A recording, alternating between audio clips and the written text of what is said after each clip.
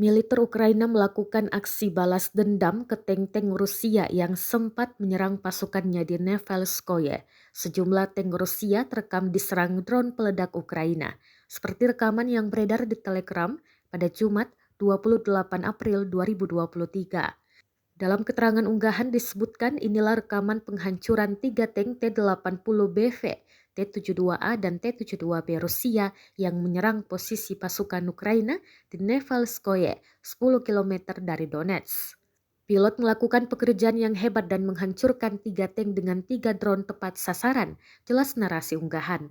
Ledakan dahsyat hingga kepulan asap tebal tampak jelas dalam rekaman drone pengintai Rusia.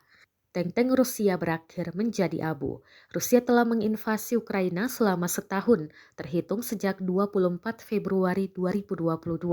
Namun, hingga kini belum tampak tanda-tanda perang akan berakhir di wilayah Ukraina Timur, bahkan pertempuran semakin sengit terjadi. Пунктов Причистовка и Угледар Донецкой Народной Республики уничтожены 2 склада артиллерийских боеприпасов 68-й егерской и 72-й механизированной бригад Вооруженных сил Украины. Нанесено поражение 86 подразделений. В районах населенных пунктов Владимировка, Кременная Луганской Народной Республики, Табаевка в Харьковской области, Никольская Донецкой Народной Республики,